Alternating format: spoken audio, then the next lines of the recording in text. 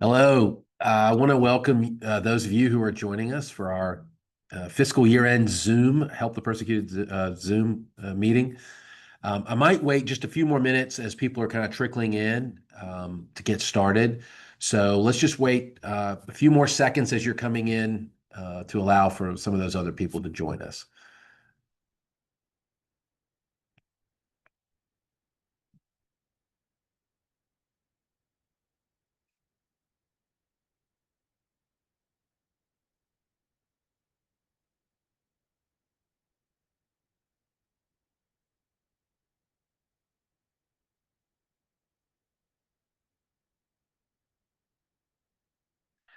If you're now just joining us for the Help the Persecuted Zoom, my screen is not frozen. I've been here waiting for some of you to come on. So um, just a few more seconds. We might let a few more people come on, and then we'll get started.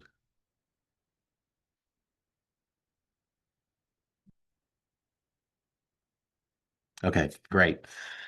All right. Well, thank you for joining us. We like to do these Zoom meetings sometimes at the end of the calendar year and at the end of our fiscal year to give an update on what the Lord is doing at Help the Persecuted and how He's using you all to partner with us to help persecuted Christians. We say that our mission is to restore and to rescue, restore, and rebuild the lives of persecuted Christians. But oftentimes we don't talk a lot about our vision, which is to see the persecuted church flourish in and multiply in a region that is really unreached and underreached, I would say. Um, and so this ministry, this whole aim of this Help the Persecuted ministry, is bent towards serving the least of these, those who are truly suffering for the name of Christ. Personally, I feel the same sense of conviction sometimes and encouragement that you all do when I read the stories and I encounter the people that we support. Um, I want to just say that I want to do a little update on kind of three main things, but at the end of this, I want you all to feel like you can ask questions. And so if you have questions, write them down. You can actually start submitting them now. And at the end of my little talk here, I'll try to answer those questions at the end, and we'll do a little Q&A. So I thought what we do is kind of focus on three things. I want to give an update on Iran, and I also want to give an update on Syria, and then an update on a man that we had been keeping some of you apprised of his situation over the last really 9 to 12 months that we've been focusing on his story. The first is Iran. I just did a podcast on Iran with one of our Iranian directors, as well as a couple that now live in the United States, an Iranian couple. He spent 1 year in an Iranian prison for his faith in Christ, and they now live and serve the church in the U.S. And so we just had a discussion about what they're hearing is happening in Iran and some other things that we're hearing in the United States that I think it might be helpful. That discussion might be helpful for us as we try to understand what's happening. So I encourage you to go listen to that podcast. It will launch and air tomorrow, Friday. The good news is our field ministers in Iran are safe. Some of them do live close to like military installations, and so they're very close to the bombings, and that can be a very scary thing for all involved, including their children. And so we do ask that you pray for our staff as they minister and serve in the midst of war. The other thing is we have had some Afghans who have moved into Iran for safety. Just shows how dangerous Afghanistan truly is when Iran becomes your fallback. But many of these Christians are living in some fear, some real fear, with the bombs falling and the instability to the utilities, the power, the water, the internet are all out, and there's not a lot of travel between large cities. So would you just join us in praying for those people? We did have an Enduring Faith conference last week in Turkey. So many Iranian Christians that we partner with came to that conference in Turkey, and there were 10 baptisms. We had many of these attendees that were there have spent time in an Iranian prison for their faith in Christ. Very powerful testimonies. One of them said, "It's a great honor to stand up for our faith in Jesus Christ." And so I say we do that together at Help the Persecuted. You and us partner together to make that a possibility. Um, there were some complications with their return to Iran because when they were at the conference, Israel had struck Iran and Iranian flights had been grounded. And so many of these people took 25-hour bus rides back to Iran. We were hearing great stories of how they took the opportunity during that time to worship the Lord in those buses and on their way home. But pray for their safe return. They're still Some of them are still trying to find their way back to their cities because, as I mentioned, intra-city travel has been limited. This is a report from one of our directors. They were reiterating the fact that many of these Afghan believers that are in Iran are very fearful and frightened, so we need to pray for them. The travel, as I mentioned, from cities has been blocked. He said, this is his quote, he said, "Unfortunately, we are in a very bad situation. The news only reveals part of what's really happening. Our prayer is that circumstances will change so that the people can be freed from the clutches of the mullahs and that we too can return to our country. I just wish all this destruction and bloodshed hadn't happened. I'm heartbroken for both countries, Israel and Iran." You know, on the podcast, one of the guests said something interesting. They said there's a distinction between Iran and the Islamic Republic. Iranians, you know, what I'll call old school Iranians, they hate what has happened to their country, what the mullahs, these Islamic scholars, have done to their country. This country that has rich history and a history of really open society and open thought has been under the clutches of these mullahs for 40 years. So um, this is not what the majority of Iranians want. They want to be freed from these mullahs. So that is our prayer request for the safety of the believers, for the advance of the church, and the advance of God's kingdom, regardless of the situation. You know, the other country that we have been focused on this past year and had our attention towards is in Syria. Many of you will remember in December of 2024, the Assad regime fell. President Assad fled to Russia, they believe, and the man that took over is a man by the name of Gilani. Gilani is a former Al Qaeda leader. There's some controversy over whether or not he has reformed his ways. He certainly reached out to a lot of Western nations and tried to give the appearance as if he's reformed and he's moderated. I will say that Christians, particularly converts, those who have left Islam, feel much less safe today in Syria than they did under Assad. That is the reality. And we do know of Christians who have been shot, Christians who have been targeted. We know of villages, particularly Christian or Alawite villages, that have been the victim of extortion or bomb threats. And there has been an exodus to Lebanon, the neighboring country. Lebanon, as many of you know, is a very open and free country, certainly relative to Syria. And so many of these converts that I just mentioned from Syria have fled to Lebanon. And that has created an opportunity for us at Help the Persecuted. We have established a safe haven, what we're calling the Haven, in Lebanon. That haven has welcomed 10 families and some individuals that have fled Syria.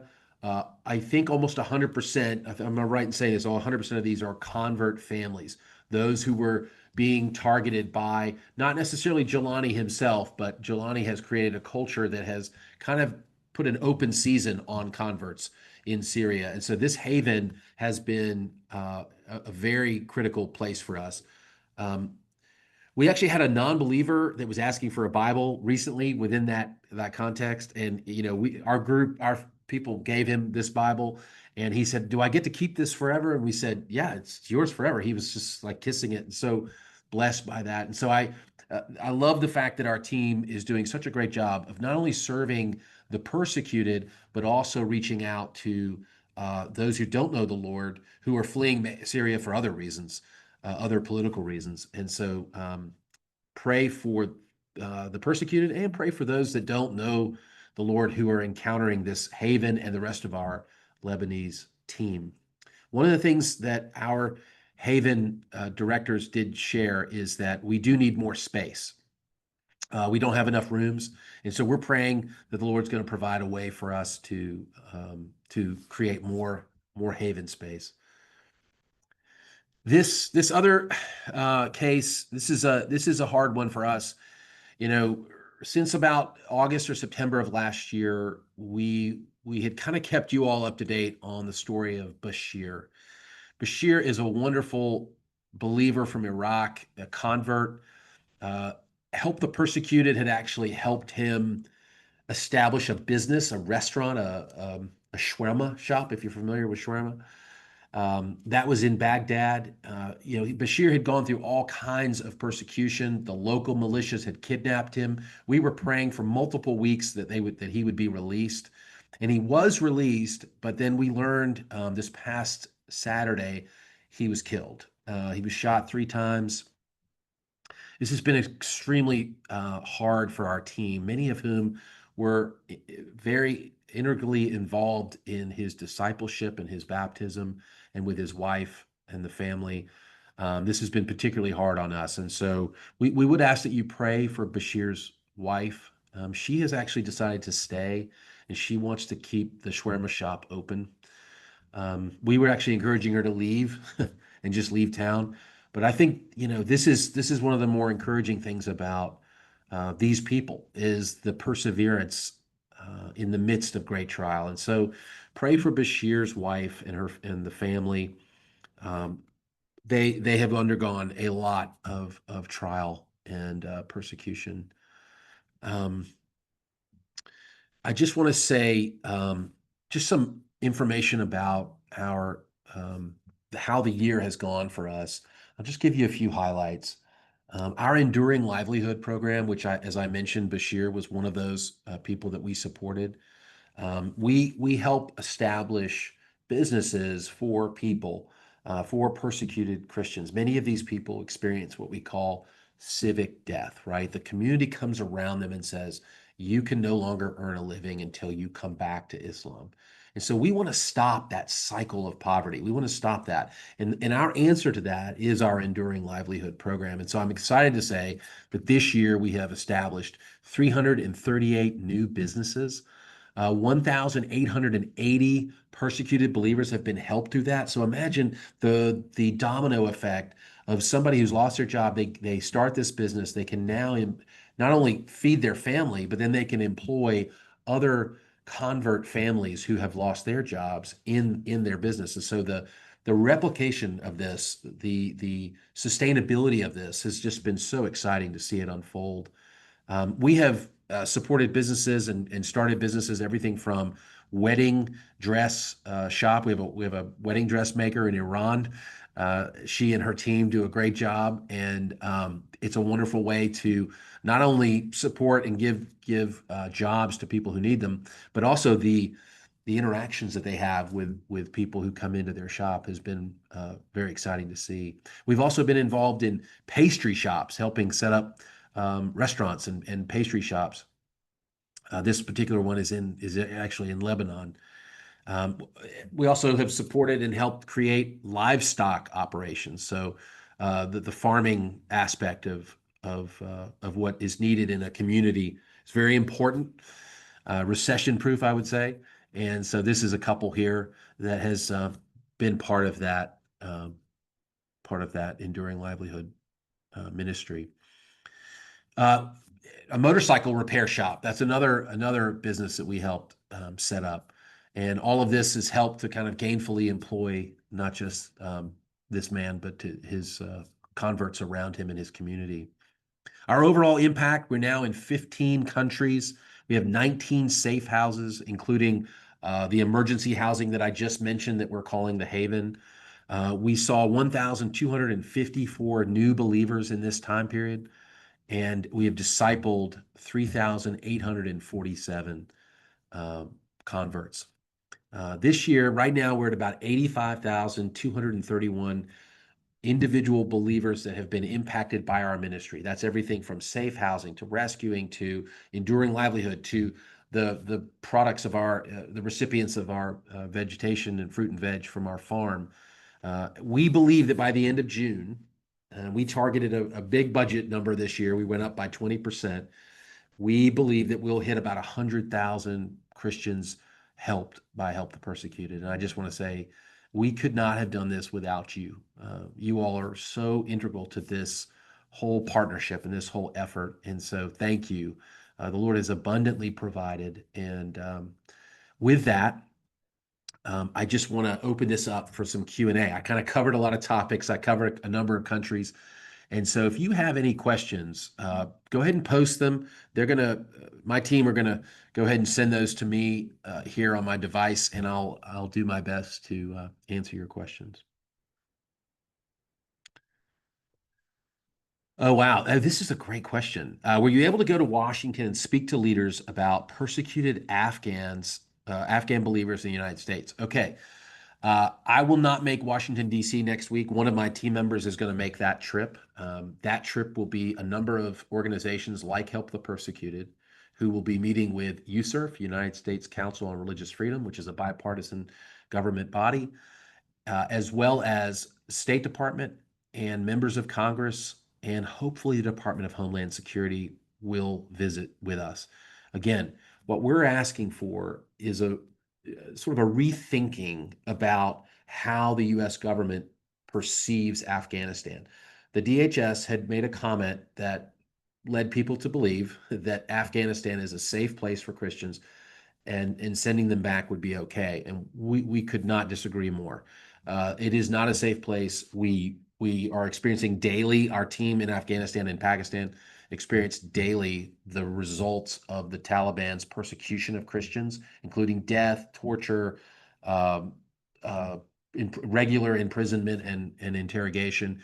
And so what we want to do is just encourage the administration to get a scalpel out and start looking at um, the actual threat that is occurring in Afghanistan. And this, hopefully, I think the downstream effect will be that as these Afghans in America that are going before judges in religious asylum cases, that these judges will adjudicate these cases on the merits that these people are being persecuted and were persecuted by the Taliban and will either face imprisonment, torture, or death if they go back and are sent back. So we're still continuing our work. We'll have a representative, as I said, in DC next week, and we ask you just to keep praying for these cases, these asylum cases in America. Another question that was really good. What keeps you hopeful despite the intense persecution you witness, like that of Bashir? Um, wow, that's a great question. Look, sometimes you can get discouraged, and I'd be lying to you if I sort of like made it sound like everything is rosy and happy all the time. But I will say that in God's mercy and in His grace, He allows us to see sometimes behind the curtain a little bit, and we get to see what He's up to and what He's doing. And sometimes He uses these, many times, all the time, He uses persecution and pain and trial for His glory and to grow His church and to grow His kingdom. And that encourages us. It also encourages us when the spouse, like Bashir's spouse, says, "Hey, I want to persevere." And I want to keep doing what my husband was doing. And I don't want to leave my community. I want my community to hear the gospel. I want them to see a Christian life lived out in Baghdad. And as a result, I want to see my community flourish. And so that does encourage us. Is it possible for any of the persecuted to flee to England? Why would Bashir's wife decide to remain in Iraq? Listen, I'm with you. There are times when I want to pull everybody out of Iraq and pull everybody out of Syria and pull everybody out of these. But I'm afraid if we do that, we leave this part of the world without a witness. You know, Jesus said, "Lo, I am with you even till the end of the age." And He promised persecution. He promised that it would come and that those who persevere will receive a crown of righteousness. And so there are times when we need to pull people back out, and maybe England is a possibility, but I think what God is telling us to do is to grow where we're planted as much as we can, to see God's kingdom advance, no matter the persecution. And um, and I don't fault anybody. We have many that we've had to bring, whether Iranian or Afghans, that we've had to bring back to the United States or Canada or England for their safety. And I don't fault anybody for that. That's not something I'm gonna be hard on. But I also believe that there's a different dynamic happening at this juncture, right? There's a kingdom advance that needs to happen. There's a mandate on us to advance, and sometimes that means staying where you're planted and allowing the Lord to provide in ways that sometimes even in this podcast, this Zoom here, we can't even comprehend the way that the Lord has provided for many of these people in miraculous ways. Somebody said, I just want to praise God for what he's doing through Help the Persecuted. I contribute a little every month and pray for everyone. God bless. Can you share what you praise God for when it comes to Help the Persecuted? Yeah, I mean, honestly, I thank the Lord for you and for what you've just said. I I'm amazed. I mean, 7 years ago when we launched, I think we had a budget of like $2 million. And it just felt so insurmountable to keep going the way we have, because we had been under a larger organization that was helping us. And so when we came out on our own, I said, how are we going to do this? And so when I look at what we're doing now, we're at about $6 million globally a year. And I just say, that's all the Lord, that's all his provision. I praise him for that. I don't ever want to think that I'm clever enough to have done this on my own. This is all him. This is good. Do field ministers have a fellowship group for prayer? We do a weekly field online call. So each country is going to be different. Some countries they can meet more publicly together and worship together. Other countries like Iran, we were just talking with our Iranian team today. It is almost exclusively online. And unfortunately, because of this war between Israel and Iran, they are not meeting online for their own safety. And so whether it be electronic, digital means or physically, all of our team members are part of some church body, some prayer body, and are an active part of that. Does Help the Persecuted still have the farm in Lebanon? Where do the crops go that are raised on the farm? Great question. Yes, we've actually expanded our farm in Lebanon by 22%. And that produce actually supports what I'll consider the most vulnerable in Lebanon. Who are the most vulnerable? Well, primarily converts, those who have left Islam and have fled countries like Syria, Iraq, Yemen. We've even had Egyptians come to Lebanon who are being persecuted within that context. And so Lebanon is a great fallback for us. And so that farm allows us to serve the most vulnerable. It also serves a broader Christian population who might be under threat of other types of persecution, whether it be more political in the form of Hezbollah and others. So that farm has been so important to us, and I thank you all for that, supporting that Seeds of Hope campaign. Uh, let's see. How do you connect with persecuted believers who need help? When we launched Help the Persecuted, we primarily got a lot of our contacts through Christian media. And I would say over the last 7 years, there has been still partnerships that have given us those contacts. But in those last 7 years, as our team has grown and as our team has become more embedded in the communities they serve, our team have actually become the sort of go-to source for many missionaries, pastors, above ground churches, underground churches. They come to us and they say, I have a case. It's a very sensitive case, and you guys are perfectly equipped to handle this case. And so they come to us and they ask us for that help. You have to understand that in some of these countries, the above ground church is in a position that is fragile with the government. So the government allows them to exist, but I would just say it's very fragile. And so particularly working with converts, many of these churches will come to us and say, will you help us with this fragile case, this sensitive case? And that's really how our team get most of their cases is through that embedding that has occurred.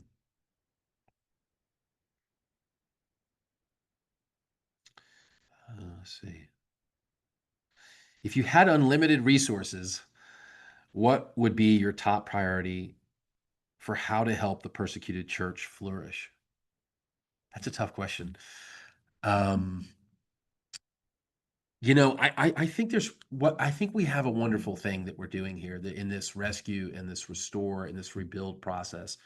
And I would say that what the Lord is doing amongst the convert population in the Middle East and North Africa and Asia is really unprecedented. If you go back and look at church history, if you look at conversion numbers over, let's say, the 2,000 years since Christ's advent, there hasn't been the kind of growth amongst the Muslim population that we have seen in the last 30 or 40 years. And so that has increased persecution. And so this idea of helping and sustaining what I'll call the least of these or the weakest among us is so critical. And so I would just say doing what we're doing, but doing deeper, bringing in more team members, we are there is not a decrease in persecution. Like it is increasing. And so that has put more pressure on us to do more.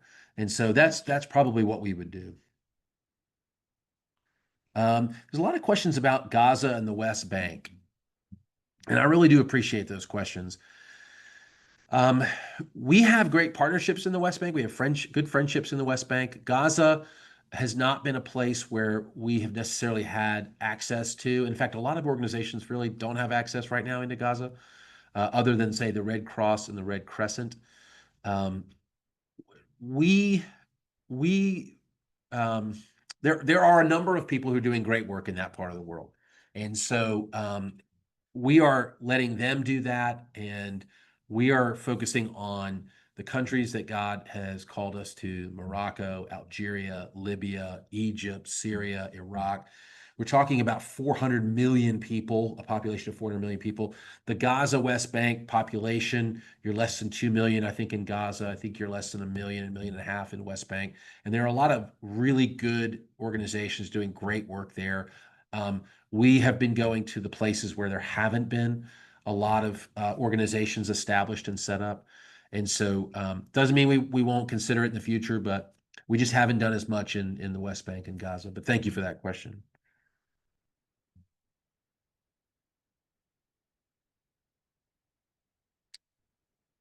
Um, Apart from supporting this significant kingdom work financially and in prayer, how else can this work be supported? Yeah, I mean, I would say we would encourage you all to share this with your friends. I'm amazed at how many times I start telling people about the church in the Middle East and Asia and in North Africa. And I'm amazed at how many people have no idea what's happening. And so I would just encourage you, if you haven't shared with your network of people, whether it be on Facebook or Twitter or your social media following or your church community, to do that and contact us. Let us know how we can help you spread that word. Um, we're coming up on 12:30, at least on the East Coast. Some of you are in England and all over the world. And I said this would be a 30-minute Zoom. We want to be respectful of your time, but I just want to encourage you. This month of June, this is the end of our fiscal year. We've had a number of supporters who have challenged our donors in this month with a $300,000 matching challenge, and we would encourage you to support us. And if you haven't supported us yet, maybe this is your chance to come alongside us and support this great work. Um, that's obviously we're extending that to those of you in the UK. I can't remember how that translates into pounds, but that match is a global matching challenge, and so we would encourage you to do that. Um, and so you can go to htp.org and you can hit give, and you'll see even a little like thermometer there that talks about how we're doing so far. I want to thank you guys again for joining us, for taking 30 minutes out of your day to hear what's happening. Um, Feel free to reach out if there was a question that wasn't answered, and we'll do our best to do that. But thank you again for joining us, and we'll see you next time.